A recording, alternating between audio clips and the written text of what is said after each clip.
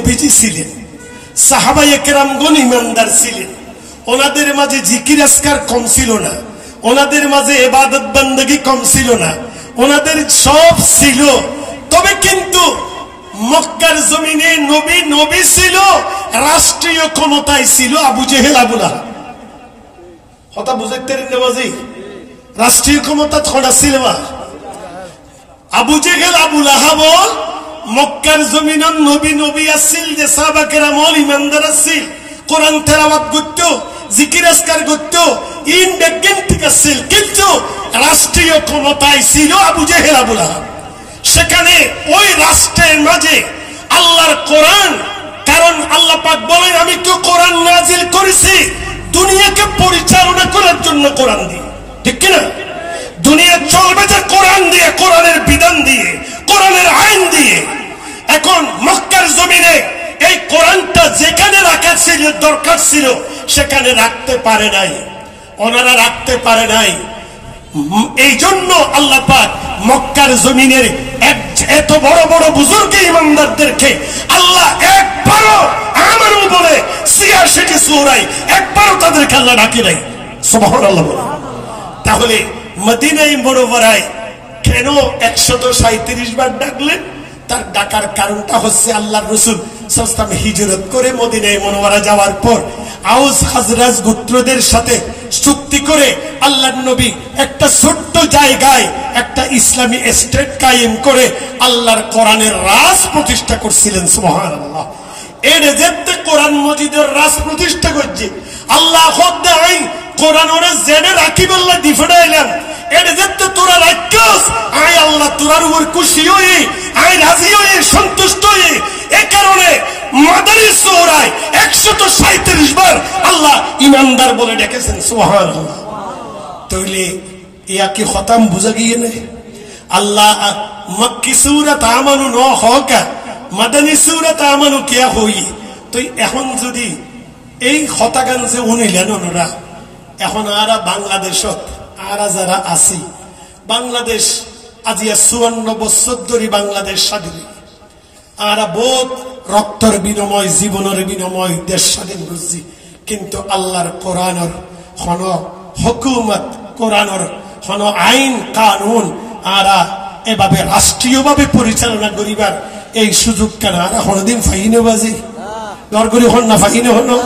তো এখন এড়ে যেদিন জিকির আজকার করিবান গরণ, এড়ে যেদিন ইবাদত বন্দী করিবান গরণ, আল্লাহর যদি কোনো বান্দাত্ব রাজি খুশি করতে মনে হয়, আল্লাহ তো যদি আল্লাহরে রাজি খুশি করিবাল্লাহ যদি ছন্দ হয়, আল্লাহ কোরআন মজিদ তো জেনে রাইবাল্লাহ যে জিয়ান্দল্লাহ কোরআন নাজিল করছিল, ইয়ান্দর যতক্ষণ পর্যন্ত পৌঁছায় না পারি এতক্ষণ পর্যন্ত আল্লাহ পাকর কুদরতের কলিজা ঠান্ডা নইব।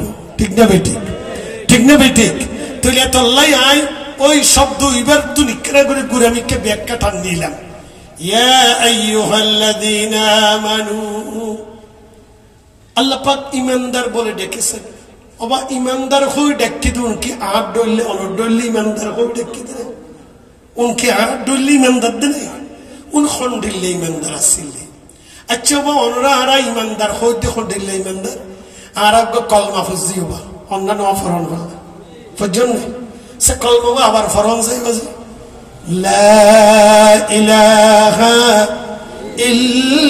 ইল্লাল্লাহু মুহাম্মাদুর